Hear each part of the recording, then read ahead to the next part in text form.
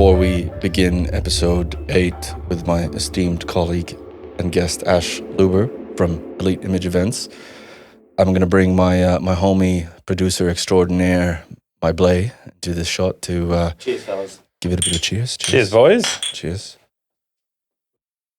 Alrighty. Well, let's just have a look at this and humor this very quickly. Okay. So today on our podcast, we have Ash Luber, who I just mentioned before. Ash, you are part of a lot of different ventures that have grown to become quite successful, but at the same time, they're quite extraordinary and unique from my point of view. But I think many people would agree. To begin with, why don't you just sort of give an introduction on the many projects that you work with, just so people can hear it from your own words?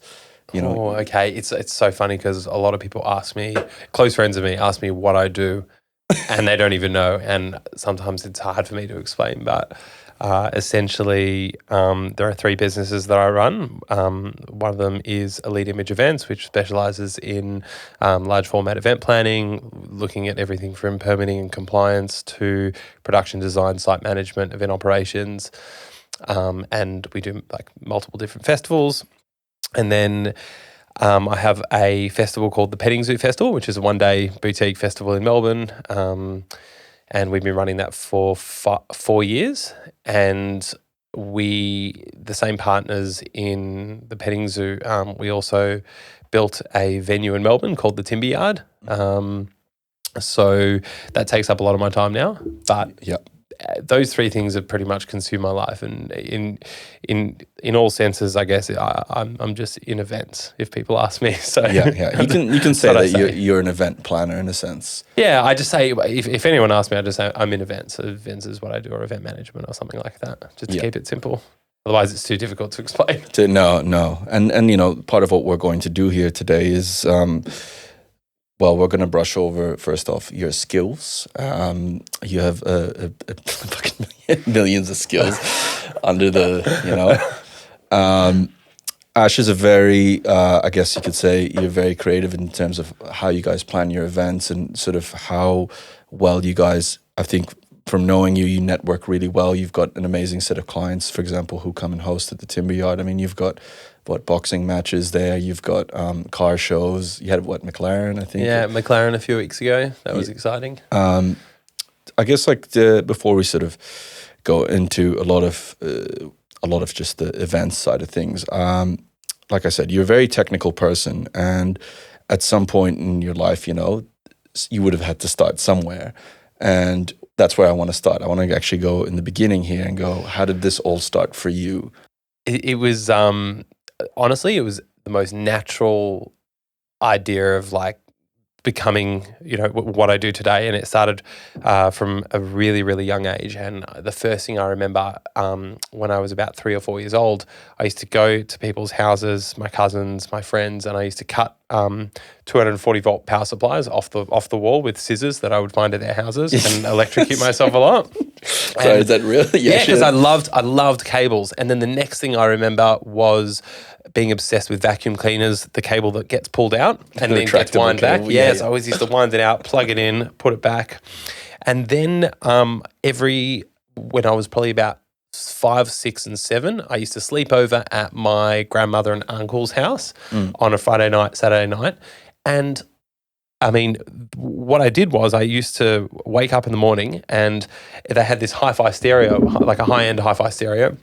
And I used to pack it up from the living room, pack it up, wind up all the cables, take the amplifier out of the case, take the speakers out of off the speaker stands, put the cables in a box, and I used to take it into the spare bedroom and set them up again, and then play some music, and then I would pack it up and bring it back. And the whole act of doing that was the most exciting thing for me. And this is when I was 5, you know, between the ages of 5 and 7. And so looking back now, and I just remembered this from a while ago, but that's essentially what I do now is setting up, you know, events. And that was the core of it. And that's sort of where it started. And then it progressed because it was my passion, it sort of I started progressing in trying to make a business out of it. So the first opportunity I got when I was about 13 to start doing video editing. So I started filming for weddings, bar mitzvahs, private clients, and I used to shoot on. A friend lent me a high-end camera, and I used to take the high-end camera and go to these events. My dad would drop me off and pick me up, and then I would edit and produce the videos for them, and then that sort of took off. And I only stopped doing that a few years ago, doing the video production stuff, just because I lost the passion for it. And then the other side of it was computers, and I used to build computers for clients and service people, networks, people's houses, upgrades, fixing all that sort of stuff. My dad used to drive me to my clients' houses when I was like 15, 16, 17, and he'd drop me off, and then I would go and pull out a hard drive, put a new hard drive in, that sort of stuff, and then sell them new computers, which I would custom build at home, and then we'd bring it to them, and so that whole thing took off, and it was really like a technology, that was my thing, like technology obsession. Yeah, obsessed with technology, and then I was 11, 12, 13 was when I got into technical live sound technical production. So I actually learnt when I was 10 years old how to use a full a 24 channel mixing console. Live mixing console with built-in effects units, and it's a Mackie CFX mixer, which is what you still remember the I still remember it. I used professional amplifiers, professional speakers, 31-band graphic equalizers, and this is at 11 years old. There was one event that I did, and I posted a photo on my Instagram. I was 11 years old, and I was at a town hall, and I lowered a 2.5-ton truss to refocus the lights and bring it back up, and we brought in all the sound, hooked it into the venue's sound system through our consoles, put in all the wedges, microphones, everything, and I could, thinking back now, I was 11 years old, and I look at other 11-year-olds now, and I'm like, there's something weird that happened with me, and I think it was just like a true passion, and thirst for that sort of thing. And then that's where like the live component took off for me. And then it became, then I started, as soon as I could start working when I was 14 and 9 months, I started working.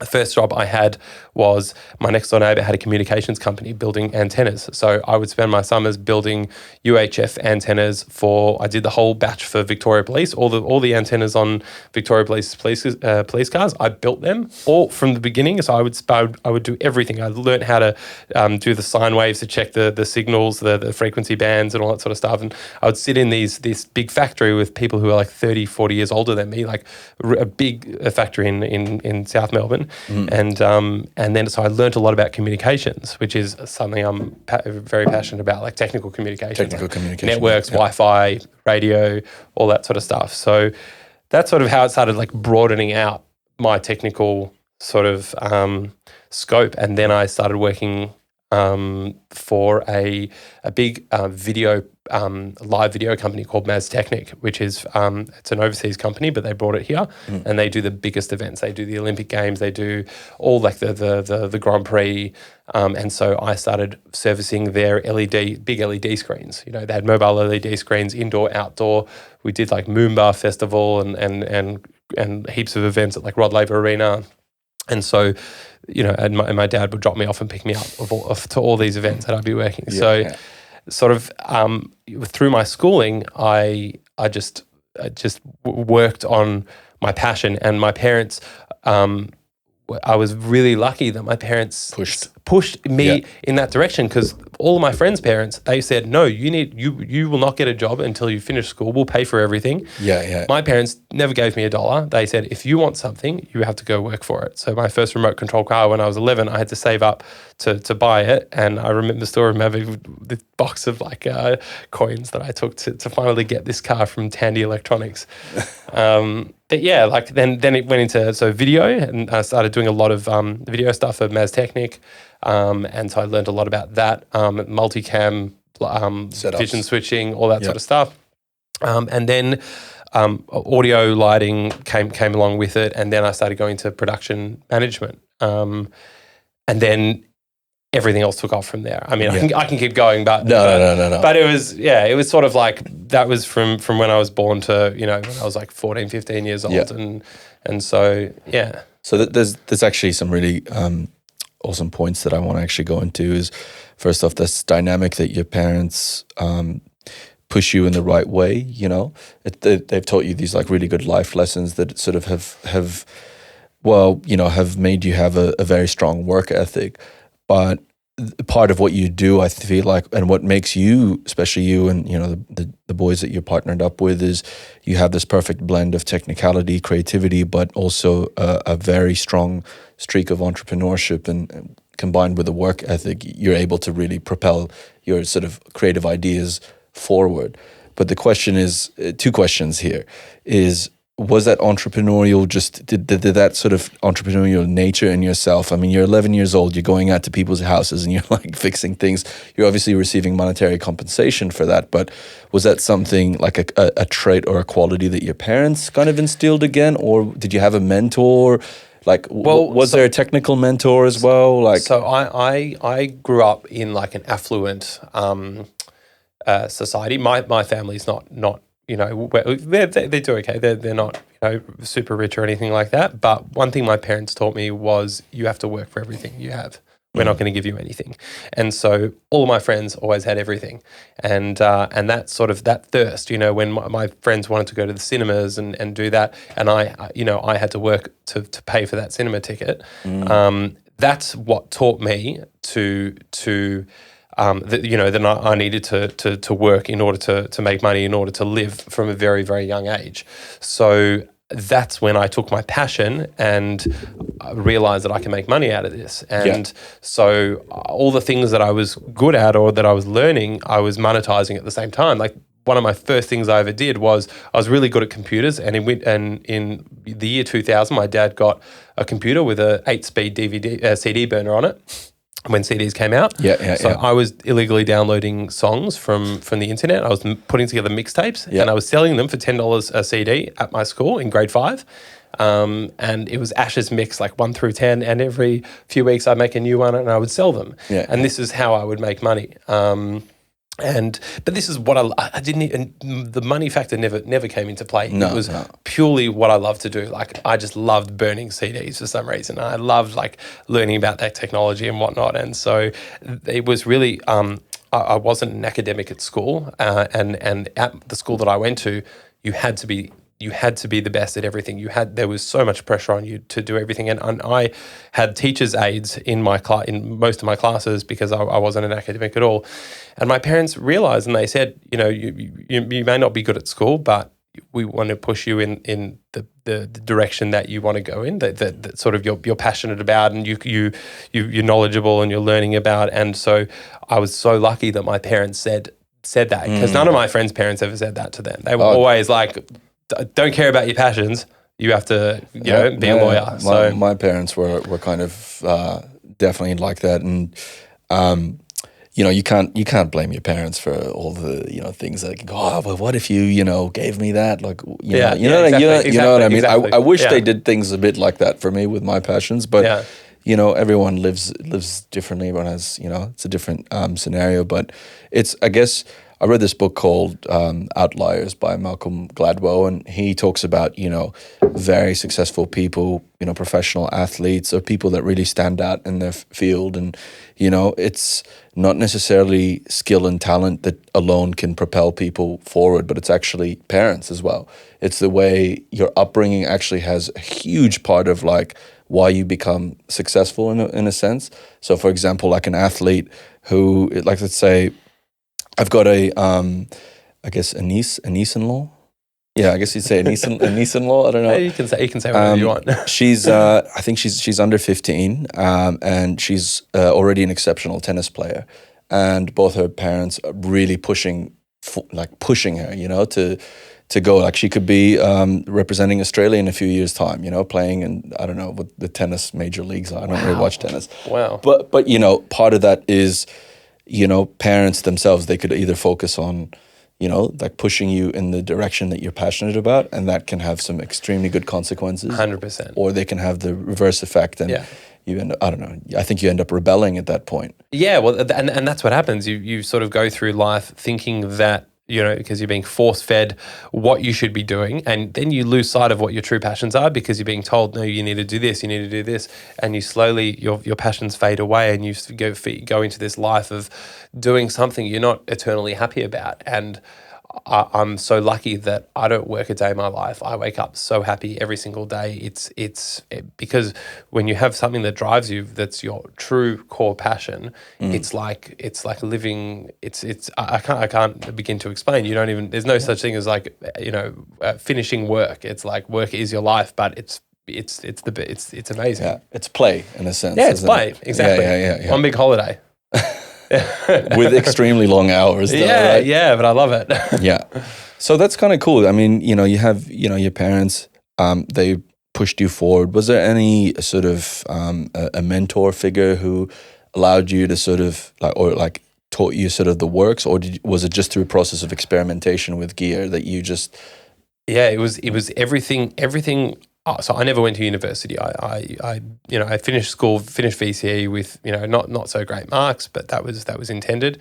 And everything I do now and everything I've ever done is just self-taught. So I never didn't do uni courses or courses in sort of anything.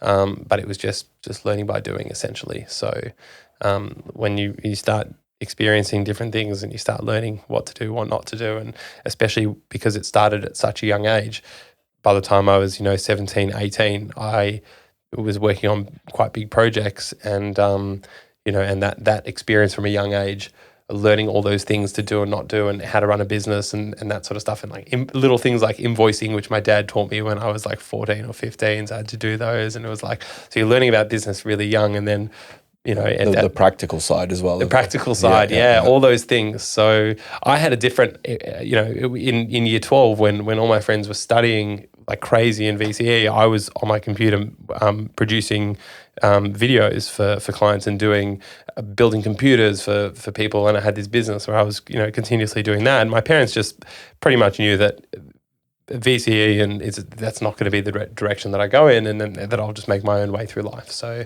that's sort of how it sort of worked. Did they? You were saying earlier that like they noticed, okay, you weren't doing so well in school, your marks kind of. Did they actually take you out of school and put you in something a bit more easy so you can have? Did they ever do something? I mean, like I was in remedial classes. I was in a few remedial classes, so I would be in. There's different levels of classes and whatnot. Mm-hmm. But they allowed me at school. I was always doing all the technical production at school ever since I was 10, 11 years old. So I would be able to skip class, and my parents were totally okay with it, me not going to classes, but instead I'd be in our auditorium, setting up the next event, or whatever. Exactly, lighting, sound, video, whatever it was, and they knew that was sort of what I was passionate about and that I was learning. And I mean, looking back now, I'm so lucky that they had that outlook, and that they didn't say, don't, stop doing this, go back to class, learn. So, yeah, I mean, it was nice. Yeah, it was nice. It was nice. I was lucky. Yeah. This goes back to that book that I was reading, is that parents can create an environment where you hone your skills, but I guess in your case, like for most other, I guess, parents, or like, mentioned in the book, is the parents also sort of provided financial backing. I mean, obviously you still had a roof over your head, and I'm assuming you didn't have to pay rent. That obviously is. They started making me pay rent when I was older, but that was money that was going to be saved for me later on. So, which is again like great parenting, on their part. So the other thing about all this is, before I ask that question, this is what I want to know. Okay, so now we've sort of established that by 18 years old, you've built this exceptional experience, sort of resume or whatever you want to call it. I think just a vast experience on the resume. Diversity and variety. So now you're really kind of into, I guess, event planning, parties, but also now with the Timberyard, which is, for those of you that don't know, it's a 6,000 square meters, right? venue. It's an old renovated Timberyard. Yeah, which you were a good part of building it. I was a part of. Yeah. I've done some cool things. have, By the way, you have. thank you. That was one of those experiences where that wasn't work for me. I'm so glad. I mean, you got to be so creative, like going in the bathrooms, like the frames and all that stuff that people really comment about when we do walkthroughs. You know, that was your creativity coming in, and there's a reason why we got you there. It's because we knew that you had the ability to do that. So great success. Yeah, it was good. Dziękuję. Cheers. that deserves a cheers. I think I might need another beer. Yeah, I'm going to top you up, man. Yeah. So, at what point, how did you end up segueing into actual, like putting on events and stuff like that? Crazy story. Like, This is a crazy story. So, one of my friends showed me this random video. I was in year 12. Okay, so this is and I didn't know what parties was, didn't know what festivals was. Really, you know, I was 17 years old, and cheers. Cheers. Yeah, I was 17 years old, and what happened was, one of my friends showed me this video on YouTube of a big party. It was called Sensation White. It's a big dance event, and comes from Holland. It's a Dutch company, and I found out they were bringing it to Australia. Now I looked at this event. I'm like, wow, the lighting, the video, the production, it's incredible. I've never seen anything like it. Yeah. And so one of my friends told me it's coming to Australia. And me, in the mindset that I've always sort of been in, is like, I want to be on that. I'm going to be on that show. Yeah. So I found out who the owner of the festival is. IDNT. IDNT, so the owner of Irfan, Duncan and Theo. Yeah, exactly. Yep. So Duncan. So I looked up who the owners are. I then put their names into Facebook. So I looked up Duncan's name in Facebook. Found it. He didn't accept my friend request. Remember, I'm 17 years old. I'm fishing right now. But I added his wife on Facebook. Yeah. She did accept me. And so it's just, like a couple months before my VCE exams, I reached out and I sent Liska, her name is, an email. And outlining my experience and what I do, and you know, I saw the event and I'm really passionate about it and I would love to be part of it. This is my experience. What can you do? Like just a random Facebook message. And she responds and she says, I'll put you in touch with our local Australian producer. So I get an email from the local Australian producer and I'm like, wow. She followed through. She followed through. Wow, and the local awesome. Australian producer says, well, I'm going to be in Melbourne next week organising the festival, as in this is still a few months out. Can you come have an interview with me? I said, sure. So sure enough, mate, I'm super excited for this interview. And my dad drives me to the IDNT office in Melbourne and I sit in an egg chair and I get interviewed by a guy named James Klein. And I tell him my experience and he completely resonated with my experience. He had the exact same upbringing and he does what I do now as well. He produces large scale events and he's 10 years older than me. And he resonated with sort of my experience and what I'd done and he had the exact same thing. So he said, I've got a job for you. You're on the site team. There was 5 of us. It was amazing. I was earning $35 an hour. I had a hotel room at the MCG. It was sorry, not the MCG. It was at Etihad Stadium. Yeah. It was a 5-day, 24-hour bump in. We were on shifts, two people at a time. 5 days. 5 days, yeah. And so because they had a soccer game in there just before. So night the soccer game finished, we came in and did a huge changeover. Had to lay out all the plastic, all the TerraPlast, and then all the track mat that goes in to allow all the heavy machinery in and cranes in. And so we had a schedule and daily task, and that was the first time that I was. For quite a bit of it, I was in charge of like a labour teams. So they had a company called Gig Power on, which we had like 100 Gig Power guys on all throughout like the 3 or 4 days. And so these Gig Power guys are, 30, 40, 50, 60 years old. And here I am, I'm getting a list of tasks that I need to execute for the day. And I have a team of, 15, 20 people, whatever it was, and we're building, infrastructure like bars and production elements and site elements and whatnot. And so anyway, that was my first experience. And then we had the show, which was on New Year's Eve. We had 40,000 people, and I absolutely loved it. And then that was my first insight into festivals. And then I was lucky enough that James, who got me on that show, he said, Ash, come to Sydney and do the MTV Awards with me. And I'm like, wow. So, next minute I'm off to Sydney and I work on the MTV as his assistant, MTV Awards, and all the, you've got all the celebrities there and all that sort of stuff, and that was an incredible experience. And then I did another show with him, and then he asked me to come, or I reached out to him because I was doing some work in America, and he was producing. He was doing work in America? He had already moved to America at this point. Yeah. And I was like 21 years old, and I was doing work in America as well. I was producing videos. I had a client over there who flew me out to produce videos for them. So I found out that he had posted that he was producing Ultra Music Festival, the main stage for Ultra, and which is one of the biggest festivals in the world, 300,000 people over 2 weekends. And so I said, I'm going to be over there at the same time. And he asked me to come work for the show. So I spent a month in Miami working on Ultra, again as his assistant. And it was a phenomenal experience. I mean, and then it sort of snowballed into. I mean, I was already doing work overseas, but then it was just more festival work overseas, and it just it was so much fun. Yeah. Did you at one point felt nervous though, like giving, like especially at that age, the very first one, or did you just go, man, I got this? Like, what was your?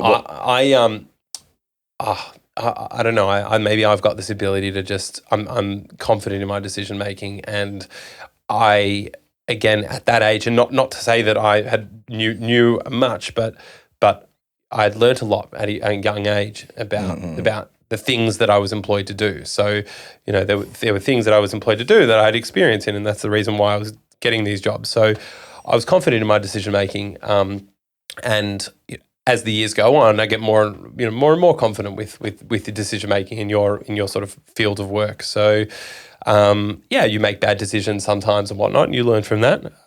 You don't beat yourself up for it too much. 100%. That's why my whole life has been learning by doing. Every aspect of it is just learning by doing. I didn't study. I didn't have anyone to show me the way. I just did it myself, and so that's sort of how it all started, I guess. Do you feel like one of the reasons why you can learn so quick is when you're, say, what is it, 18 years old on Sensation What, or were you 17? I wasn't even old enough to be at the event. Yeah, no, 18 plus event. So by the way, how old are you now? If you don't mind? 29. I think I was there. So I went to that first Sensation here in Melbourne. Wow. Yeah, and we actually talked about it in the previous podcast, but for me as a DJ as well, like Sensation, when I saw that, I was like, I want to be a trance DJ. I want to be, that guy. I want to be the guy in the middle of the room. You look at that show, and of course, everyone wants to be a part of it. Yeah, and I was kind of funnily shitting on the programming of the music at that Sensation because it wasn't trance.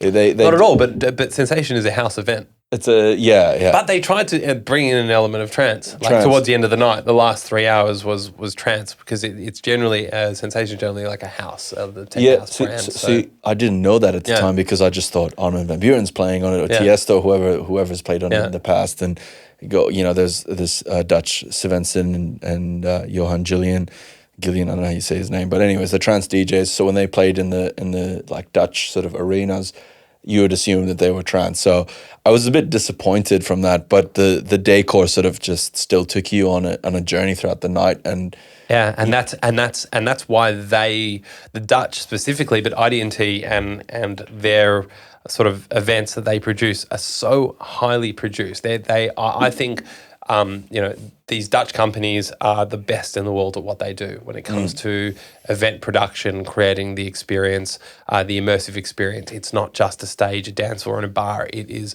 a full-on show. It's a full sensory sort of overload. Exactly, exactly. Yeah. And sort of that's where I was feeding those things, taking those things in at a younger age and sort of implementing those in some of the businesses and some of the events that I do now. And that's the core, because I'll take that and then I'll work with it, but learn it and then implement it in shows. So with your own twist and flavor, obviously, to it and stuff like that. Of course. Yeah. I mean, there's two things there that are two segues that I kind of want to go into, and one of them is, I actually don't know which one I want to go into first, but first off, you're 17 years old and you're on this, I guess, let's call it a job site for the sake of, just making things easy. Yep. But you're on this job site and suddenly you don't feel like this is what the task lists that you have are daunting. You kind of go, man, I've got this. Do you think it's because you have this ability to see a problem and then apply things that are translatable from your past experiences? Do you think it's one of the reasons why you sort of really have this quick ability to make problem solving, decision making, and also planning as well? Yeah. I mean, that's from a sort of the strategic planning and on-site like problem solving mentality is something that I've had in since I was from a young age and it being in that sort of line of work and whatnot, thinking on your feet, ever changing environments for a live event, and so doing these big events. Again, it was learning by doing, but you become sort of confident in your ability. And if you don't know, I always asked. I didn't try and falsify anything. If I didn't know how to do it, I would say to whoever was in charge and say, look, can you explain this to me? And so, yeah, I wouldn't just go out and do something. Sometimes I'd get it wrong, but I would always ask if I needed to. Yeah. Yeah.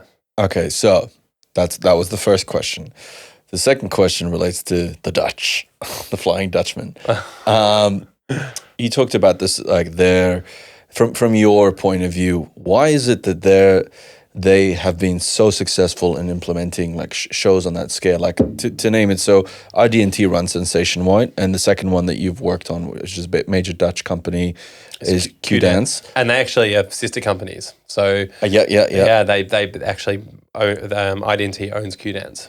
Okay, so that makes sense. Yeah. So that's how you got into it.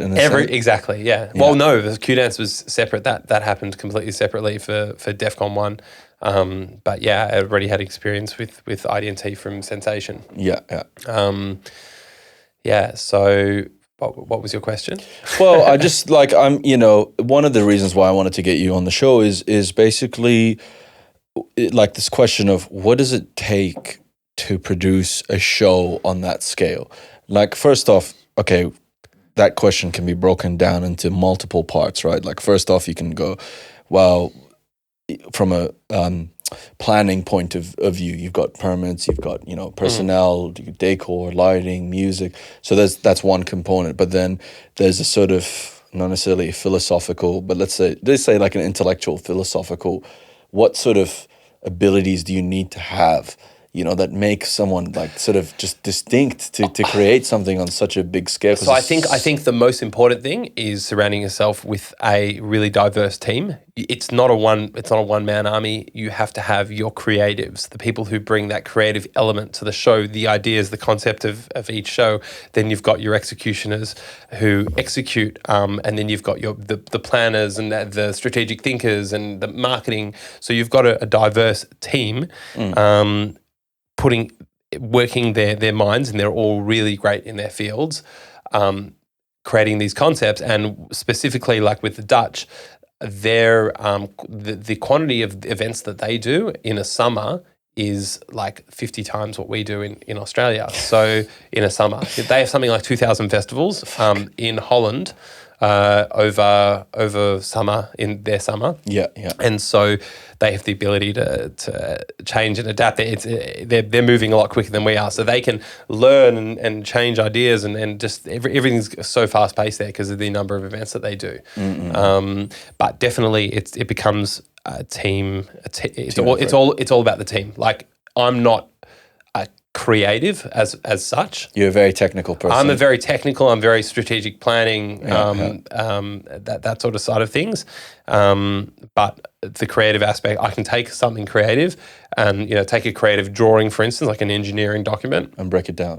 break it down, then look at, your costings, the engineering costs, the decor design, the length, how long it's going to take to build, and all your suppliers and infrastructure that's going on the stage, and how you're going to execute it, and then you do on-day show moments, and so I'm good at that side of thing. But the creative thing is not sort of my forte. Yeah.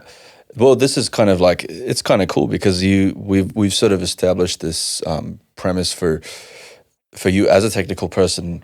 Let's just take the term a technical person. Like what makes a technical person like good at being technical is obviously you have a very logical mind. That's a very safe thing to say. Straight and narrow for me, like it's yes or no. but then with the sort of merits that come with that is you have this ability to look at a problem, break it down into segments, or for example, let's just take a computer. You break things down into a component, and you're like, oh, there's a processor, there's the RAM, there's the memory, there's the graphics, this and this. And I always, again, I'm relating this back to transferable skills that move across the board. Do you find that that's like a big thing with you, that you just find, yep, there's a new thing we're going to do, I've never done it before? Like I have a certain set of skills that I've honed in on, and that's like my decision-making abilities and strategic planning and technical and project management, and so I can take that, and that's what I focus on an event. So I'll take that, and because I've sort of experienced that's sort of been my background, or how I've learned that's what I can offer to the table. Like that's sort of what I do. What you do, yeah. So then this now will bring me to sort of like the next point is you have a twin brother. His name is Gid, short for Gideon, if I'm not mistaken. Yeah, you got it. No one ever remembers that. No, I actually thought about it a while. Yeah. I'm like, oh yeah, that's true. Gideon, yeah, that's right. Yeah. In all of this equation, because Gid's obviously a business partner with you, and being obviously a twin brother, that's a connection in itself. Where was he in all this, and how does he fit in then with your narrative? Because if you were up doing going to America and doing all these things, like from my knowledge of him in the past is obviously I met you guys together, but I knew him as like a DJ. So I was always like, oh, well, it's Ash is the guy that does this and Gid is that. But I discounted that. You know what I mean? I didn't realize that, Gid has got, stands that obviously has his own skill sets, and he's got a lot of like good qualities and traits, and he's just as, but I don't know, different. I'm always trying to figure that out. I can sort of explain it to you. So Gid at school, he was the academic. Okay.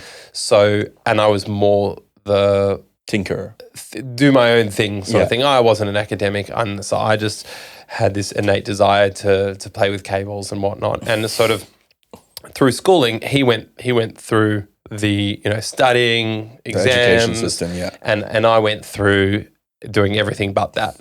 So he's theoretical in a sense. Yeah, but since then he's sort of moved over to my world. But he graduated. We both graduated.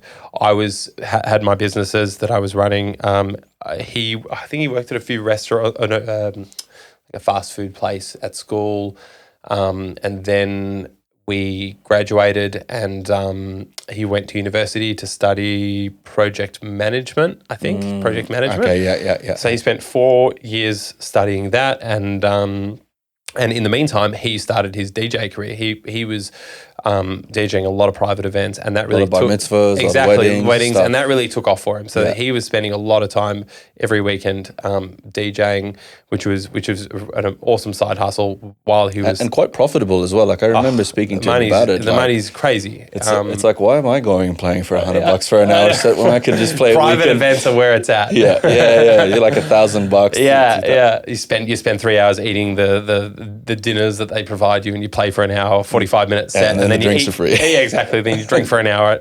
So it's a good life. And then so he started working at Staples, which is a corporate, just a corporate project management. Yeah, right? No. It was in sales in corporate. Yeah.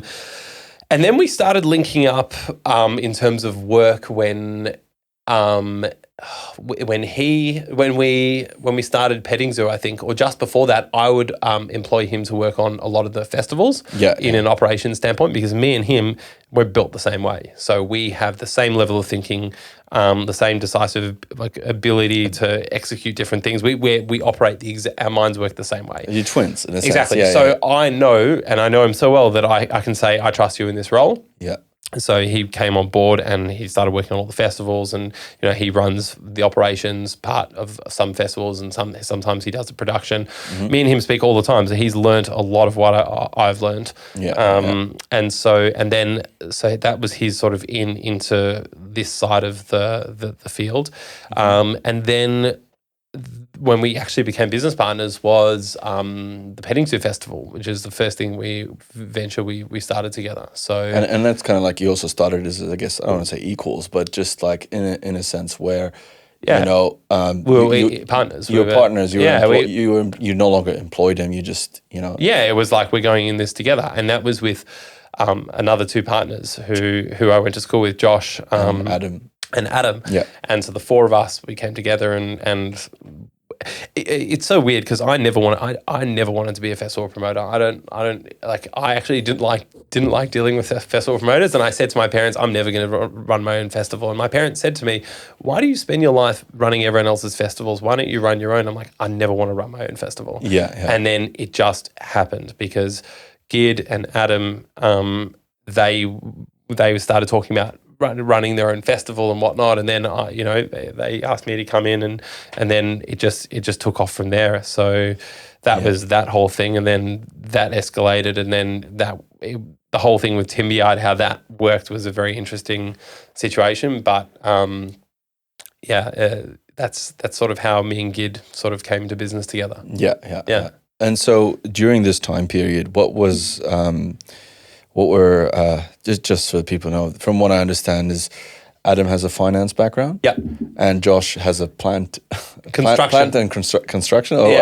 Mainly construction. Okay, so project management for construction. Okay. And Gid was in sales from Staples. Yeah. And I was the one with the events, technical, that sort of aspect. I mean, those just there are four amazing marriages of skills, like just so synchronistic. And it somehow works. I mean, we have a lot of arguments, but we forgive each other a minute later, but somehow it really works. And to be now 5 years in to a few partnerships with them, it's incredible. Not kill each other. Like we still have arguments every day. No, but they're the kind of, I'm going to say that they're the kind of arguments that, first off, having a sort of friendship circle that is, like from your high school, allows you to just be as frank and blunt as possible with and just sometimes you'll have to just be like, nah, man, that's a terrible idea. Yeah. Do you know what I mean? Oh, and we're very much like that. Yeah. And you know what? We learn off each other. All of us have such different ways of thinking. Adam's very creative, very detail-oriented. I'm more operational, risk. I can sort of break down something and look at 10 different aspects of it and sort of calculate that in my mind. And Gid he's got the marketing and what the sort of design and what it looks like, what the thing should look like. And then Josh is construction, risk assessment and compliance. Like he's all about his compliance. Yeah. So we have a lot of different backgrounds that sort of come together and somehow it works. We really winged the four of us coming together and starting these projects and 5 years down the track, it's been amazing. So it's awesome. It's I think you definitely should be proud of yourself for achieving such a diverse portfolio of work and to be able to do what you love, but also do it with the people that you love. That's a rare thing that you get, and I feel like especially with people who are also capable in different ways. I think that's something to celebrate in a sense. Yeah, it's nice. It's nice to be able to work with people who are your friends and my dad always warned me going into a business with friends that whole thing as well, and so somehow this has worked out amazingly and we continue to grow from strength to strength, and it's nice to be able to do it with people that you've grown up with and you're friends with. So yeah, we love it. Nice. Look, man, before we progress forward, I want to just we'll take a short break. I think it's getting a bit hot in here, and I actually have to go to the toilet. So this. Wow, you were the one who warned me about. I warned you about the toilet, but I have to say, ladies and gentlemen, this will be the very first break on the very. So I don't give a shit. I love you all, but I've got to go. So we're gonna have a bit of a break, and we'll be back after these commercials.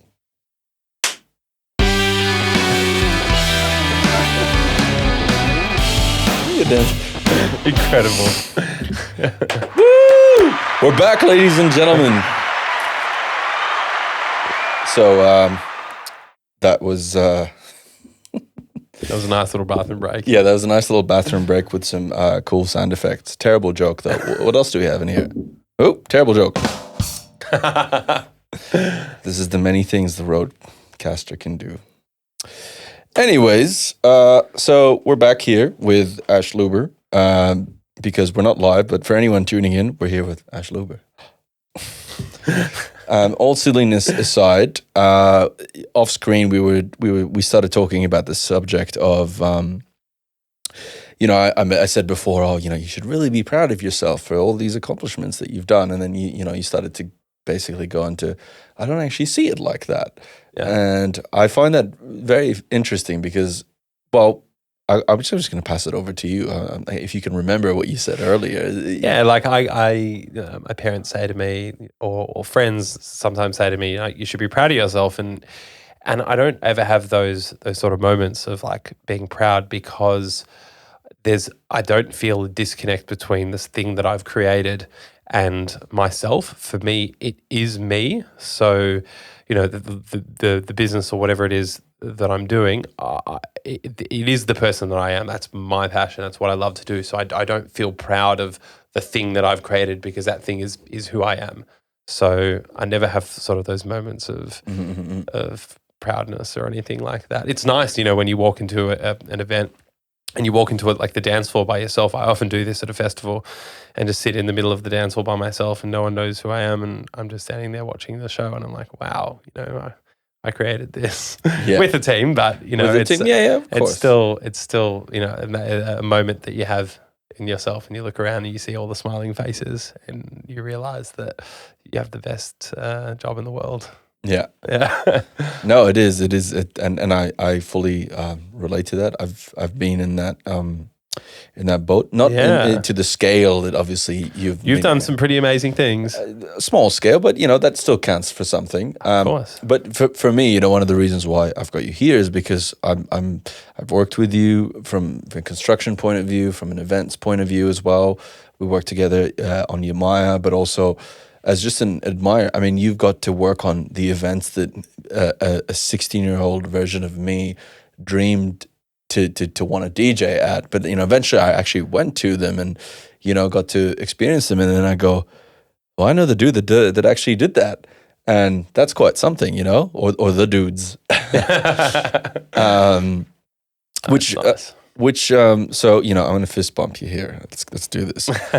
Which kind of actually allows us to segue into a bit of storytelling time. You're like, what? Uh-oh. I didn't prepare for this. No. You've lived it, so you don't need to. No, the thing I'm talking about storytelling is I feel like we've really talked about the sort of scope of what it takes to produce events on that scale and what sort of caliber of a person and what makes up the person, type of person or type of team that you need to create events on a large scale. But I want to actually now talk about the events that you've done. And you have been, obviously we've mentioned you've been part of Sensation at the age of 17. You've been on Defqon 1 for it ran for 3 years? Yeah. 3 years, and you have had the petting zoo 2 years? 3 years? 4 years. 4 years. 4 years, yeah. Okay, God, I'm trying to get my timeline right here. And lots of little festivals in between. And in between, you and Gita, just yourself, Elite Image Events is basically a business for hire. Yep. A production company that produces multiple different aspects of an event. So we probably have a lot of viewers here that go to a lot of these festivals. Festivals like Esoteric. Is Esoteric ever one of them? No. No. It was going to be, but I had to make the decision between Esoteric and Babylon when both the companies, because they were going head to head, asked me to come on board to produce the event. Oh yeah, that was that very first year that Maitreya tanked, and then and then everyone started fighting out. You had Pitch, Esoteric, and Babylon all fighting out for that date. Man, what's your take on that? Do you think that it sort of hurt the industry a little bit? Or? Yeah, definitely. It definitely created a divide between the promoters, and there already is a subtle divide between certain promoters, but that sort of was a dog eat dog like event that sort of was like, no, I'm having this, and then actually Pitch was a good example of two companies that were trying to secure that weekend, but instead of... Was it this Pitch in Babylon? Or? No, it was Untitled Group and Novel who produce Pitch Festival, and Untitled wanted to run a show, and Pitch Novel wanted to run a festival, and instead of fighting, they came together to create Pitch. They said, well, it's no good for each of us to try and compete. Let's just come together and do it. So I actually never knew that. Yeah, that's really cool. So they were both gunning for that weekend. It was there were 3 or 4 promoters gunning for that weekend, and those two guys partnered up. There was 4 promoters. One was Esoteric, one was Babylon, and then there was Novel and Untitled, and they came together and did Pitch Festival. We're getting a bit of a lowdown here on some the back end. The back end. No, I love it. I mean, props to them, man. They actually, they kind of like if you can't beat them, join them, kind of. It was a smart decision because it would have ended up costing them. Yeah, I mean, cost, but also hurting, dividing the demographic, because it's the same demographic attending these events. So when you've got Untitled on one weekend wanting to produce a multi-day event, and you've got Novel, you're going to have a split crowd. So there's just less demographic to go around for everyone. So instead they partnered up and came together and created a successul event. Yeah, and that for Pitch as well, that venture's gone pretty successful for them, I think. You probably know. News coming soon. News coming soon. Yeah. Look, there's probably some private information that's probably best kept outside. It's not my business. No. And, hopefully I can get someone from there to speak about, their experiences with that. Yeah, definitely. I can put you in touch. Yeah. So talking about, festivals that you've worked on and stories, there's a lot I want to ask you about. First off, there's one common thread between the two of us is Earthcore. So if I don't know if people know that my first sort of gigs in Melbourne as a DJ was because of Earthcore, because of Peter Suwara, who is business partners with Spiro, the late Spiro. May he rest in peace. Bless his soul. Bless his soul. That's a topic in itself. Oh my God. And it's a very dicey topic for me to even bring up, because Spiro was respected in a lot of ways, but also hated in a lot of ways, and it's this weird thing. Yeah, but feared by all, respected by none. I think usually it's the opposite, that quote, but I think the way I said it is more for him. No one respected him, but he was feared. He was feared. And I think, he just, first off, he's a creative guru in a sense. I mean, you've worked with him, and I'm like, what was the sort of working relationship like, and the capacity of your thing? Because you guys ran his operations. We ran the whole. You ran the festival, essentially. Ran the festival. There were a lot of aspects that the creative design control had nothing to do with. No, and from the operational standpoint, what he's good at, actually. Well, I mean, I personally didn't, like some of the stage designs and whatnot. In creating the event, he was good at developing that whole concept of Earthcore, and that's what really resonated in many years after he started it. But we just looked after the operational and production management components of the festival for a few years. But he was a character to work with, and I had to learn to understand his character. At the beginning, I never understood the character, and then I finally understood. And you can learn to disconnect emotion from the work. You know, you'd get email blasts for the craziest things, and I've always been talking about releasing an email memoirs, because I have the most phenomenal emails from him, because I always got CC'd in his emails to everyone. Yeah. And some of it is just pure gold, pure gold. And I often like go back through my emails and screenshot them and then like send them to friends. I'm like, he said this. And anyway, it's just, it was an interesting character. You know, he had the heart to create an event, but interesting. Execution of ideas and exactly. and stuff. Yeah, exactly. Yeah. I have received one of those emails. Yeah, I think I've got that email. Personally attacking me. But did he call you a spy? No. He called and he said I had delusions of grandeur. Yeah, but the context of it. So that one of the years that you were working is I got recruited to help sort of stage manage the chill stage, but the sound company that he'd gone for was something with an A. Ambient technology. It was non-existent anymore. Non-existent. They were a company that were trying to basically do sound for three or four stages at that time, and I don't think they did a good job in terms of. No, they were very. They arrived 12 hours late. I was the production manager for that event, and I dealt with them, and I knew all along, like, there's only so much planning you can do to make sure to mitigate. But at the end of the day, it's up to them. They have to be on your schedule. They have to, and they just were not. They were late, and I'm not going to go into it. But no. Yeah. No, I mean, and this is the thing. One of the how the story went in that emails, but basically, as far as stage managing goes, you're basically a timekeeper. You make sure all the DJs are, playing on time. It's not really the hardest job in the world. But I had to sort of overextend myself and basically set up the subs, and I had to lift these, and I actually hurt my shoulders. I had like a little crack, I heard this like clicky cracky sort of sound, and it wasn't like a minor tear in my muscle or something like that. So then I had to actually go to the hospital and get X-rayed and this, and so it actually Earthcore cost me money in that sense.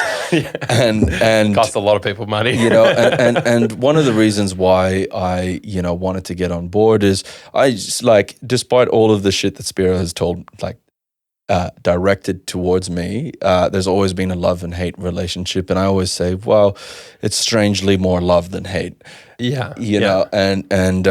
But those thread of emails, I basically asked for more money. I just asked for what I was worth. But did you integrate the thing? I did. I actually screenshotted the. He would not have given a fuck about that.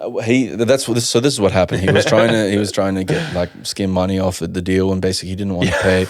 And this is classic. He's just classic Spiro post-event. Post-event. Trying to skim everyone's invoices down by saying you didn't do this, you didn't do this. Oh, and I'm like, no, I miss it. And neither do I. And it shouldn't have to be like that. And that was the sort of bad side of what he did. And I'm not here to do an Earthcore shit on your Earthcore session. Like I said, there are parts of it to celebrate. I know you definitely they did some amazing things. Yeah, so we owe a lot to Earthcore in terms of the festival scene in general. But just that particular email, he said afterwards, you've got delusions of grandeur, and I don't think a lot of people know. This is very private information, but afterwards, I had a receipt of the bank transfer of what I'd asked for, and I was like, I'm happy to come back and work for you again. Wow. Yeah, I actually said, I said that in the email. I'm like, I look forward to working with you again, because it's like you said, you notice that there's this trend of leave emotion out of the workplace with him. Exactly. Just leave it out there, because whatever he says, disregard it. And just stick to what you're doing and forget about the abuse. Yeah. And if you can disconnect the abuse, then you can work for him. You can work for him, work with him. You know what I mean? I think that's the key thing is work with him. Yeah, exactly. But it definitely was a great experience. I still go. It is one of the best times of my life of being involved with him, and I did definitely distance myself over the years, but still wanted to be involved because I enjoy there's that respect of you started me out, and so I like to pay homage to that. I don't want to you don't want to forget where you came from, totally, and you want to work with everyone in a sense. Of course, Yeah. it's nice that you have that. I don't miss him at all. Well, you got, again, the stakes are higher for you and your production company, and and that was I mean, that's actually a good question. Is you're involved in a lot of festivals and you do a lot of the production side of things. So with something like Earthcore and you're also having Babylon. I mean, how much of that time actually fills up your schedule in a year? You know what I mean? I mean, I pick and choose the festivals I work on because it takes a lot of planning. Because almost like 7 months. Exactly. It's 7 months. Yeah. In sort of the role that I do, which is oversee the entire project from every department. It's a lot of work and it's a lot of pre-planning. 7, 8 months out, you start doing DA planning, permits, compliance, all that sort of stuff, and you're going back and forth with council and your emergency services and all that sort of stuff. And so it's a lot of work, and I want to be able to focus my energy on one thing at a time. I've done multiple events at multiple times and crossed over, which is fine, but for the most part, I just pick and choose the events. And now more than ever, because of Timberyard, which is taking a lot of my time, I have to be very careful because my business partners don't like it when I leave. So when I go overseas for work, I have to. It's a very touchy subject. Yeah. So I just choose the festivals. I basically like to do the festivals where I get to go where I travel overseas for, and then the rest I have to sort of be at Timberyard with the boys. But it's still fun. Yeah. It's because you're irreplaceable in a sense. Is irreplaceable the right word? No, look. You have a very strong skill set. Yeah, and we see at the business as quarters. There's 4 of us. We all have to put in equal work. So when I leave the country for 2 to 3 months, and I'm not so 2 to 3 months. Yeah, so when I'm over in Miami for 2 months, and did you Ultra? Yeah, Ultra, or I did Ultra in 2015, but I do have a festival called 3 Points, which is a big festival.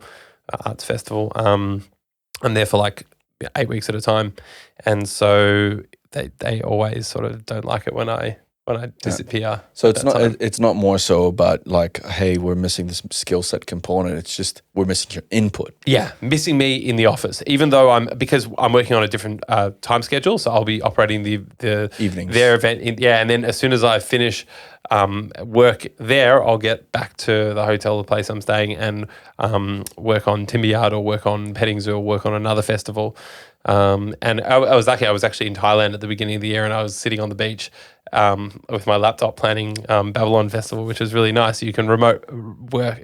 But for me, it was just before COVID, but I've got to have that ability to work in a completely different country on a holiday, planning an event, which was happening in a few weeks after I got home. So yeah, it was nice. So one of those things though that's cool is you have this ability to travel and work internationally.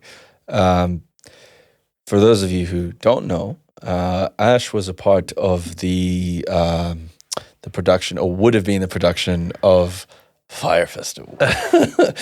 Infamous Fire Festival. The infamous Fire Festival. And for starters, if you've not heard of it, you should go on Netflix, and it's called Fire Festival pretty much. Right? Yeah. There's a few. There's one on Hulu and one on Netflix, and documentaries. Everyone's seen them though. Yeah, everyone's seen them. Yeah. And it's Fire with a Y. And I've seen the Netflix one. And when you used to tell me about it, I was just like, I don't think I understood the scale of how catastrophic it was. Oh, it was hard to watch. Hard to watch it go down in front of my eyes. Yeah. Because they were just so far gone, so early, and they didn't even realize. And when did you? I knew the whole time. I knew before I left the country. When I spoke to, so how did it start? How did it actually? So I get a call one day from one of my friends who owns a production company in Miami, and he says, "Ash, we're doing a festival called Fire Festival. Look it up." And I'm like, okay. And I look it up, and it's in the Bahamas, on an island in the Bahamas. Tickets range from $12,000 US to $400,000 US a ticket. And so you start thinking of what is this event that they're creating? Wait, how much was it again? $12,000 to $400,000. Now, a $400,000 package includes private charter flights, which didn't end up being private charter flights. They ended up chartering a 737, which is just a normal size plane. Just a normal plane with economy seats from a private company, and they just put the Fire logo on the side. So there was just a lot of things that were just marketed and communicated and missold. And do you think it's because I remember part of it is the organizer, the main guy, was basically like a con man. He wasn't he wasn't exactly a con man. He didn't understand the scope of what he was entering into. So he's a 25-year-old kid, never been to a music festival before. And he has this grand idea to create a Coachella-style event, but on a beautiful tropical island in the Bahamas, in a remote location. So, and not understanding anything about events, he started putting together this project, and basically he got involved a large production company in the States, and with the timeline that he had, which was 3 months from the event date, 3 or 4 months from the event date, that production company said, there's no way you will be able to execute this. We're out. We're not going to be part of it. It's just simply not possible. So he brings another production company in and says, I want this to happen. Can you make it happen? They look at everything. They say, it cannot happen in time. We cannot do what you want to do in time. So he fires them, and then he ends up bringing a group of individuals in, not a company. So he sources a group of individuals from all around America, and they come together. And I wasn't a part of that team. I was just doing the technical production for the main stage. So I was employed from a different company, but I still worked with all of these guys. And so he employed a group of people and to pull off his idea. And basically he was just pushing when things said they couldn't be done. He was saying they can be done. They will be done. Money fixes all. A lot of his quotes was money fixes everything. And he had a lot of money. So he was burning cash so fast. And the amount of money that I saw being spent while I was on the island for 6 weeks, and I was just watching money disappear so quickly because of bad decision making and bad planning. And from my part, I watched a lot of incredibly bad decisions being made, but I never opened my mouth. I came to do a job. I wasn't going to get involved in I knew it was going to be a disaster before I left the country, and I didn't want to be involved in that aspect of it. I said, I'm going to come do the job and leave, which we did. We created a beautiful stage. It was executed perfectly. We had brought 6 shipping containers, 40-foot shipping containers from Miami Port to Grand Exuma, and with a huge a stage as well that got barged in, and all of our own infrastructure, $10 million of production equipment, and we produced this stage without any sort of heavy machinery, any sort of labour. We were promised labour by Billy, didn't get any labour, so we did all of it ourselves. There was your lighting techs, your sound techs, and we were supposed to be given a contingent of labour, which we never got. So we unloaded all the containers in the heat and built this incredible stage, and we had artists perform. A lot of people don't know that Fire Festival actually went ahead on the first night until about midnight, until we got the call to cut off the music, and the Bahamian local government declared a state of emergency in the Bahamas because, there's so much that people don't know about what really happened on the ground that night. Like that morning when 700 people arrived, they had 2 of those 737s come over from Miami. They were expecting multiples of them over the next couple of days. But after that first night, when all the guests realised that it was just absolute chaos and pandemonium, and there was nowhere to sleep, there was no lighting, there was no water, there was no toilets. It was just the best way to explain Fire Festival and how I sort of explain it in a nutshell is imagine New York's elite being evacuated from New York due to a pandemic of such, and being taken to an island. And what we saw was, these old 1950s school buses that they had brought in from Nassau, because there was no vehicles on the island. Yeah. So they're bringing in these school buses, and they're picking up these super wealthy kids, and they're driving them to the grounds. And you watch them get off the bus with their Louis Vuitton bags and their polos and super high end, and they're looking around at this FEMA camp, because they were all FEMA tents. All the tents, they didn't have walls. Sorry, they had walls. They didn't have floors. So it was rocks on the ground. The tents didn't zip. They were proper FEMA tents, and they had 1,000 of them. And it was just it looked like a disaster relief camp. Yeah. And it was just chaos, and there was no structure for anything. And we warned him. I mean, I always sort of kept my mouth shut, but every night we would drink in the operations compound, and we would joke about how much of a disaster it's going to be next week, and in 5 days, and in 4 days, and in 3 days. And we would say, like, every day, I didn't say this, but the people who were producing the event said to Billy, you need to cancel those flights tomorrow. You need to make sure that this doesn't go ahead because it's not safe for people to come here. Yeah. And he said, we're making it happen. The flights are coming. We're doing it. Well, we're gonna make it happen. And so what led on, and that's what became the disaster, is he just kept pushing. And right from the beginning, he knew 6 months before that these industry professionals are saying, there's no way this event can go ahead. And he said, no, it will, it can. And they were building roads. There was a stage we built called Cocoa Plum Beach, and it was on this tropical, incredible beach. Backdrop, yeah. Oh, it was phenomenal. And they were still building the road. That beach had no vehicle access. You're on a remote island, soft sand kind of. Yeah, we were the bulldozers. The locals were using bulldozers to knock down a road to come into the festival, and that was still being built when people were arriving, and the road wasn't even there. So we managed to get round our stuff to put on the thing, but you couldn't have access to that stage unless that road was built, and that road was still being built when the first guests arrived at the festival. So. Yeah, absolute disaster. I mean, why was he so adamant that 3 months is like, in 3 months this is gonna happen? Why couldn't he just wait? Why couldn't he go, okay, well, we'll just wait till next year and we'll have a No, I think he had a deadline. It was the festival was part of a bigger scheme of his Fire Media app, which was an app that he did.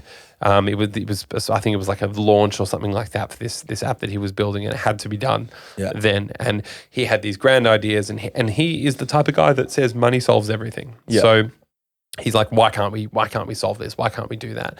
And there were so many occasions. Like, this one funny story that I like to tell is that I was in the operations house one day, minding my own business, just doing my emails for Australia, and at least you had internet just to begin with. Well, that's a whole nother story. The internet, I have to remind me, and I'll tell you a crazy story about the internet there, because that's what created the demise of Fire Festival, purely the internet connection. Lack of infrastructure. They built a fiber connection on the island. So Billy paid their telecommunications company, what's the company called? I can't remember, to put fiber onto the island for this event, because it needs to be for social media and for all the things that they wanted to do for their marketing and whatnot. So he had to have fast internet on the island. And so this NBN company got paid $80,000 to roll fiber out all around the island, and they literally dropped it on the ground. You'd drive around the streets of this island, and there was just fiber optic cable on the ground. They didn't even hang it on the power lines. They just ran it on the ground. So anyway, the internet there was so phenomenally fast that nothing else worked at that festival except for the internet. And when people got there, they logged into their phones and they started filming everything. And you're talking about huge influencers with millions of followers. Yeah, because that's a big part of his advertisements. Yeah, they had so you'll be walking around with this person and that person. So all these people were there, and what got out so quickly was what you saw in front of you, which is a festival of shambles. Exactly, an absolute disaster. So within hours of the guests arriving, because of if they didn't have the internet, none of this would have happened, because no one would have really found out about it that quickly, and these social media guys wouldn't have been able to post and whatnot. But that was the one thing that really made it a global sort of thing when it happened. So yeah, but yeah, it was an interesting experience. So you were saying before that he was he's the kind of guy that throws a lot of money, and he had like the apps and had sort of grand ideas, but he's 25 years old. Do you know where the money came from? Investors. So he's got this ability to, and we got to speak to him quite a bit. He's got this ability to swindle his way. This is a 25-year-old. 25-year-old, really good with his words, being able to sell you up the wall with whatever he's doing. And a lot of time it's not legit. He's just lying about certain things. And he had, because he's part of New York's elite, he has a lot of friends in high places who have money. And so all these investors that he had for Fire Festival, friends, parents and investors that he knows, and people that he knows in his high society life. So these are all the people that invested in the festival and gave him millions of dollars, because he made a nice pitch deck that promised like 200% returns. I looked at the pitch deck for Fire Festival and I couldn't believe what he was promising his investors, which is so unrealistic. So that was probably the first fraud that he did with Fire Festival, was lie to all the investors straight away about what he was promising to do. That's the common theme, isn't it? Like, yeah. That's why I said earlier he's a con man. Yeah, But what you're saying is he's an inadvertent. Like, correct. I don't think he even realizes. He realized that he was conning people and lying. He's probably just a young guy. Yeah, he's a gunner. He's like, he just wants to do well, and I don't think he thinks anything stands in his way of doing it. He'll just say or do whatever he needs to do to make sure he gets what he wants. So I mean, you're there. You're doing, like you said, you stayed out of the sort of administrative side of it, and just like, lending your sort of voice to it when you probably, I can not necessarily fix this, but I can tell you where you're going wrong. Yeah. Oh, yeah. There were many times where I was watching decisions being made that were not the right decisions at that point. Like, I was sitting on a fly on the wall watching all these decisions, and like sometimes I would have more experience in those fields that these people were making decisions on. And so I would just not say anything. I don't want to get involved. I don't want my name to this. So I just stood back and just watched it disappear. What kept you in? I mean, was it the fact that you got paid up front? Yeah. Like, you're I got paid. It was my friend who runs the company who I've done work with before in Miami, and he wanted me to come out and work with him. And this whole thing, when I looked up Fire Festival and I saw what it was, regardless of what a shambles it was going to be, I wanted to be there for it. I said, and he called me up 2 weeks before I flew out, and I cleared my schedule and I said, I'm coming to Miami. I spent 2 weeks in Miami planning with him, logistics and stuff, and then the whole team went from Miami to the Bahamas for 6 weeks, and we lived like absolute kings.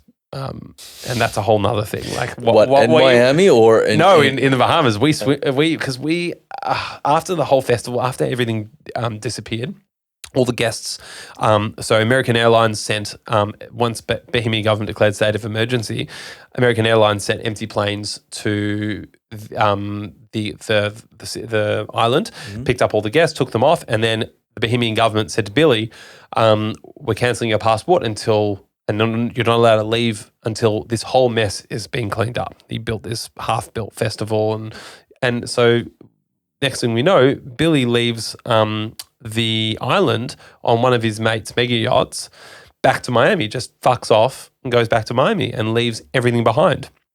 And so there were a few certain people who knew where everything was around the island. Yeah. I'm talking the $2 million worth of alcohol in a 40-foot shipping container that was sitting there, just gone.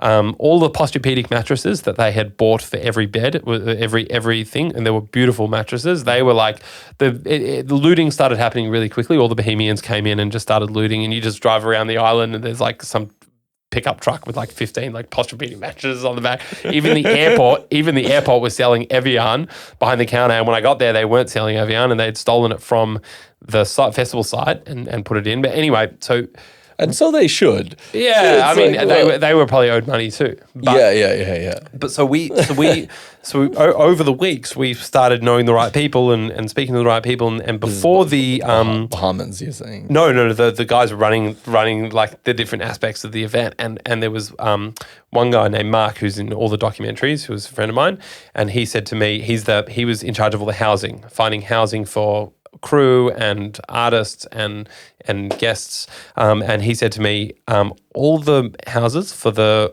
artists have been prepaid, and the keys are here. So when everyone left the island, there were like probably 5, 6, 7 houses, mega mansions, that Blink-182 and Migos and and Kanye West, and they were all supposed to stay in these houses, and they were all prepaid, keys on the table, and he's like, I'm going back to Miami, but here are the keys. And so the festival was supposed to take place over 2 weekends. After that first night, everyone left, and so my ticket back to Australia was in 3 weeks' time. So I said, I'm staying on this island for 3 weeks, grabbed the keys with a few of the people who were working on the festival, and we lived in these mansions for 3 weeks. We were just, every 2 days, we'd just go to a new one, and these things had, you were on the water and you were living, it was amazing, and every day we'd go back to the festival site, and we would take super high end bottles of champagne and tequila, things that cost $500 a bottle to $20,000 a bottle of like Magnum, Armand de Brignac champagnes, and we would just take them back to our house and we would just drink them all day, every day, and we'd live like kings. In that sort of sense, after everything went down, we weren't allowed to go back to the site because the Bohemian government had shut down the site and said no one's coming in until Billy pays his customs import tax bill. So all our production, our stage was actually still up in the air. We had all our lights flown, speakers flown, everything. We weren't allowed to take it down until Billy said it was $10 million. $10 million, and it was all cross-hired from other companies in the States. In Miami, and they all had to go back out on tours like as soon as it finished. So anyway, that's a whole nother story because that gear stayed on the island for another 6 months in containers. The Bohemian government took it as ransom. They took our gear and said, this gear is not leaving until Billy pays his tax bill, which he never did. And then the lawyers got involved. Anyway, all that gear got ruined because it was sitting in the port and all the all the salt in the air and whatnot rusted everything in the containers.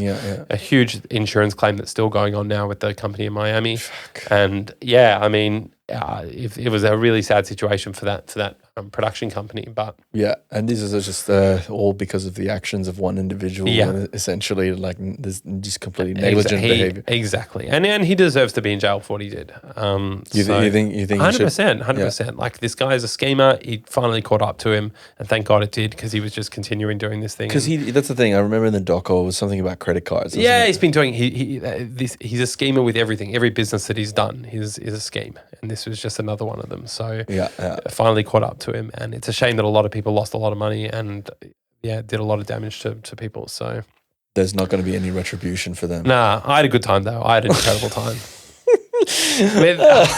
There's just so many good stories. I'll tell you another story from that festival. I was in the operations compound, and the guy Mark, who's the housing, runs all the housing and everything. He says to everyone in the room, we've run out of housing for all the staff. This is like 4 days from the festival. We've got 180 staff coming in tomorrow, and we have no way of housing them. There's no place for them to stay. We don't have any tents to house, nothing available. What are we going to do? And Grant, one of the main directors, as like Billy's like silent co-partner and head of marketing or whatever he did, he was like, well, let's just get a cruise liner. We'll just get a cruise liner. We'll dock it out in the water and we can have all the staff stay on the cruise liner. And everyone's like, wow, that's a great idea. Let's do that. And I'm thinking like, wow, getting a cruise liner. Like, who's going to get a cruise liner? Who's got that money? Who's got that money? Yeah. But so I leave, and I go home. Wake up in the next morning, and I look out my window, and there's a giant cruise liner sitting in the water, and I'm like, surely not. So I go back to the operations house, and I go in, and I'm like, did you guys get the cruise liner? And they were like, yeah, it's sitting out there, and I'm like, how the hell did you do that? And in one night, they spent $550,000 for a 7-night private booking of that from a private company with this cruise liner. It had 250 bedrooms in it, whatever it was, and it was a luxury cruise liner. And they got it there 24 hours later, and they were throwing money around like this all the time throughout the whole event. Our pyrotechnics guys missed their flight to Miami, so they missed their flight to the Bahamas, so they chartered a private business jet to get our pyrotechnics guys to the island because there's only one flight a day to the island. So this money was just being spent. Hemorrhaging. And that was nothing. That was just our aspect. And in every aspect, like toilets wouldn't arrive. All right, we'll spend $1 million and we'll get toilets from Nassau, brand new ones that have to be built, like portable toilets. Yeah. It was just money like you would never believe. So it's like, where is this coming from? Yeah. Where? And he would, exactly. And then he'd scheme to get more money. And anyway, it was a whole thing. I had a good time. How much do you think that they spent? $35 million. You know that. Okay, yeah. They spent $35 million, and obviously they've got nothing to show for it except for a great documentary. But I hope they made money on it. No. But in actual fact, $35 million probably would have gotten them an event, a successful event there. However, the way their decision making and the way they spent their money was it was wrong. They did not know how to do it, and it was they probably would have been able to pull it off. They definitely needed more time, at least another month or two to get things done. But there was a lot of bad decisions being made with that money. Yeah, God. Yeah. It just hurts. It hurts when you hear it, like, but it's also really, it's just hilarious. It's so out of touch with reality. No, I know. That's why it's one of those things that, like, I was so happy that I was there. I was so happy that I was a part of that. Yeah. To got to see that firsthand, because it was a fucking disaster. Man, what was their projected, how much did they think they were going to make? So they were expecting to do, their original pitch deck had like 15,000 to 20,000 people a weekend. Then when I got involved 6 weeks from the event, I was told that there were going to be 2,000 people on each weekend. And once Kendall Jenner did her post on social media, they paid $250,000 to Kendall Jenner to do a post. They realized all of Kendall Jenner's followers, or a lot of them, bought tickets to this festival, but they were the wrong demographic. So they had a shitload of people buying tickets, the cheapest tickets, and it wasn't the right demographics for them. So a lot of the people that were attending were going to be people who they sort of didn't want at the festival, people who didn't have the money to spend. And so anyway, it just became like 2,000 and 3,000 on each weekend respectively of the numbers. And they were going to make a huge loss on the event. But I think he just kept lying to his investors, saying that it was something different. Do you think they roasted him afterwards? Like, do you know of like what sort of retribution? I have no idea what happened after. I'm sure there was a lot of lawsuits and things going on.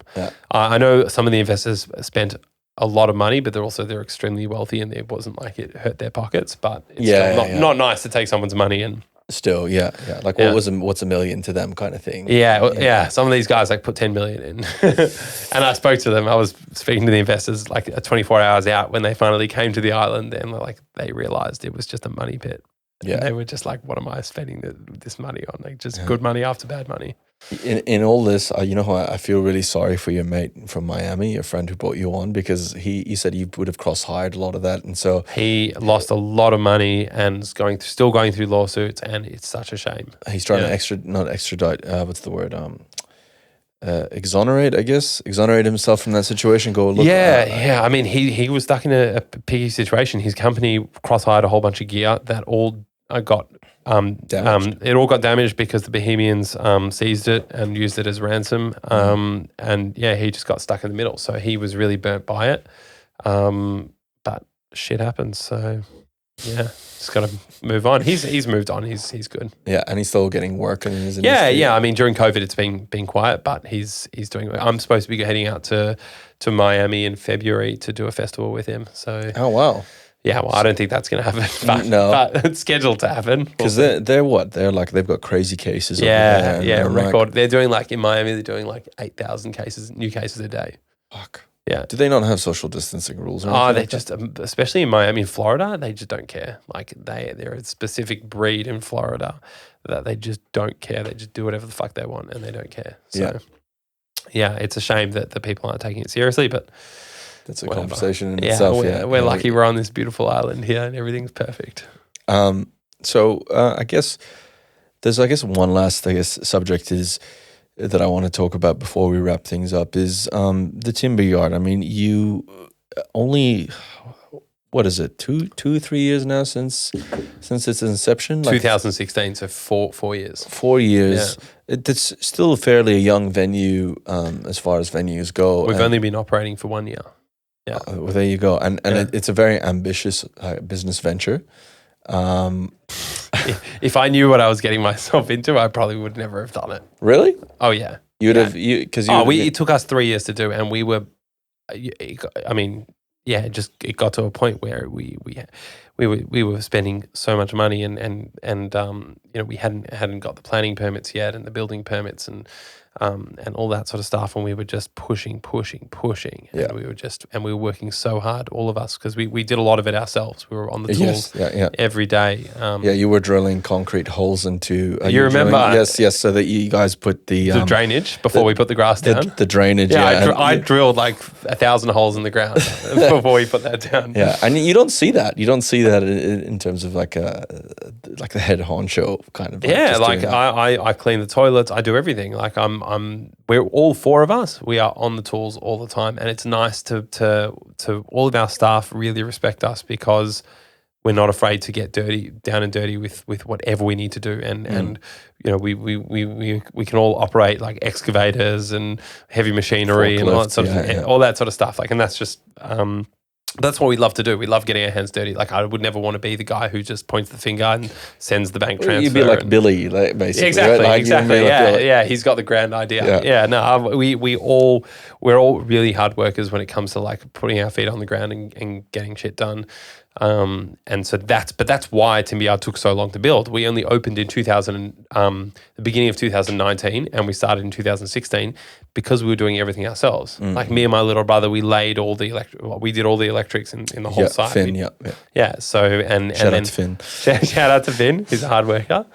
But there were a lot of our close friends, plumbers, chippies, all that sort of stuff. You guys are coming in. You saw we didn't have a project manager. We didn't have a construction company. But like we talked about, to be fair, you got 4 project managers really there. You got 4 guns behind the helms here. You know, so it wasn't like. But that's just simply why it took so long to do, is because we were learning by doing. I'd never done construction before. I'd never done planning permits for a permanent venue. Like, it was just something we were just every step of the day was learning by doing. We're like, oh wow, and then some of the times we would get a email from the council saying you need to upgrade your fire mains into the property because it's too old, and we're like, okay, what do we do? How do we do that? We get a quote for that. We're like, oh my god, fuck that. Yeah. You look at that money, you're like, I'm laying my own pipes. I get the excavator out, I start digging the holes. We start buying our own pipes. We do everything ourselves. I get a plumber in. We lock off the streets, water supply to upgrade them. We were like on the ground doing everything just to save the money and get it done. So the 4 of us worked incredibly hard over 3 years to do it. You know, and in a sense, you've learned so much. I'm guessing. Yeah, a whole new scope of work, construction now. Like, I can almost consult on how to build your own venue.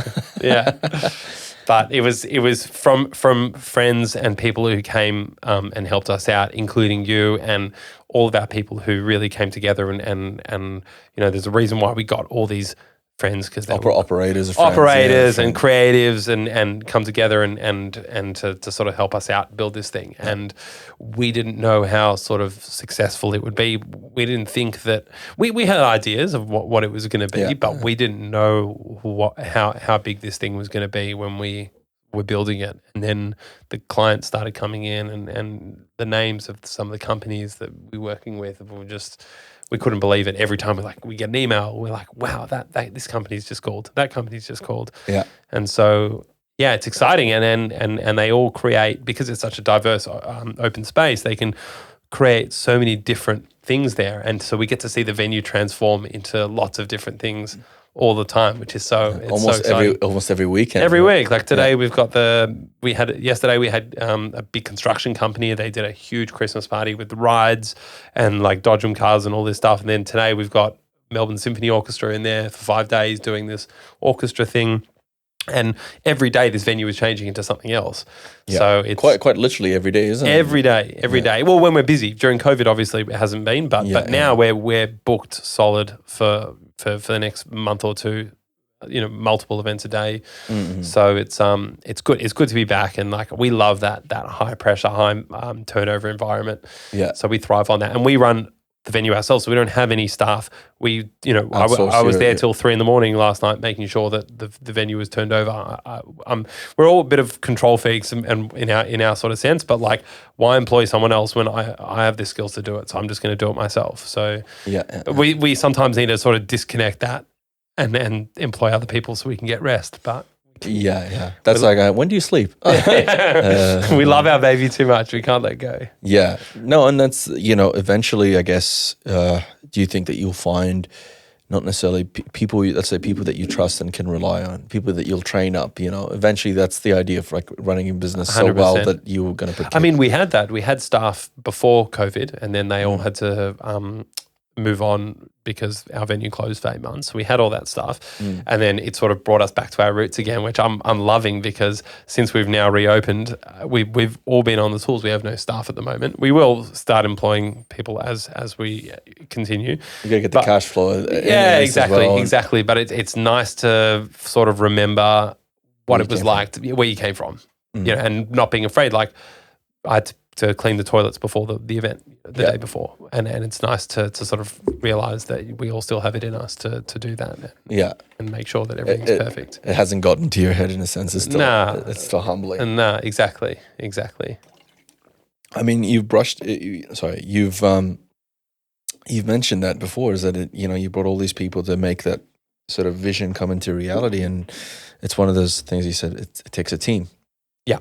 And to begin with, you got your team of directors working together, and then there's that it branches out into all these different your friends who've just supported you over the years. And look, it's an amazing venue. I mean, it's very I don't know if the word malleable is the right word, but it's a flexible. Yeah, that's the word. Flexible. It's the most flexible space in Melbourne. Yeah, and it's got a rustic industrial look. I'm just trying to paint this image for those who don't know what it looks like, but we'll probably put it in post. Put the images of the place in post. How do you find? Like now that COVID's opening up and you're getting all these bookings? Do you feel? Let me a second here to try and articulate my words or collect my thoughts. That's okay. Take your time. Do you feel like it's going to stay on track now? Do you feel like this is, you're getting all these big clients in, and do you know that their commitment is 100%, and you've got to make so many decisions, financial decisions? It's a very good question, and the problem is with specifically with the state government and with the boss of the state government here making rash calls and crazy decisions throughout the last 6 to 8 months. It hasn't given the people of Victoria the confidence to do anything. So people aren't booking events because they just don't know. As soon as, if for instance, if Melbourne gets one case and the media say catastrophic thing in Melbourne, we've now got one case, and the government say we're shutting down for 2 weeks. Yeah, hysteria. Yeah, exactly, hysteria. And so no one has the confidence. So people are only booking events 8, 10, 12 weeks in advance now.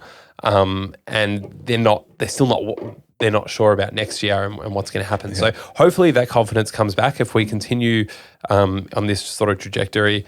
Hopefully things will come back. But right now people don't have that confidence to book. So we're still getting inquiries, but a lot of bookings for now and for the next few weeks and the next month or two and that sort of stuff. Yeah. But people don't have that confidence like they used to book an event 12 months in advance. So I guess this could be a personal business question, because it's a bit of a magnifying glass onto the sort of financial side of things. But like, how do you sustain yourselves financially over this period? If surely they're paying deposits to begin with, to lock in the space. But then it was really tough. It was really, really tough, because when you've got all your clients calling you up the day after COVID hits and everything shuts down and everyone needs their deposits back, it puts the company in a very financially strainful situation. Because you need to roll that money over to finance exactly, other and stuff. that's just how a business works. Yeah, so you've got that money gets used for operations and rent and that sort of stuff.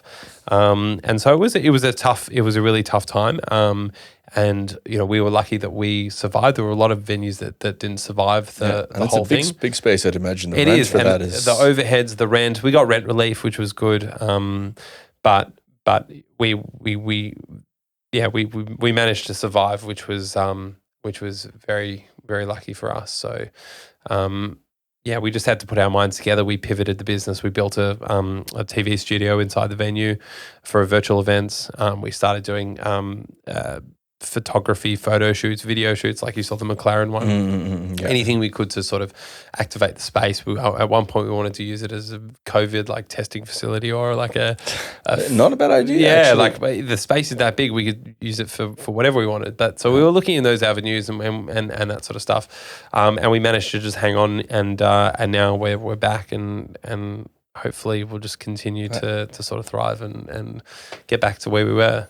And the bookings are coming in. I'm going to say you're like something. Yeah. Especially today. Now we're now, because of the new easing, the new easing of restrictions, we're now back to our full venue capacity. Oh, so wow! Not many venues in Melbourne can say that, but because our square meterage is so big, we have the ability to be now at our full capacity. So exciting times. Yeah, it's very exciting.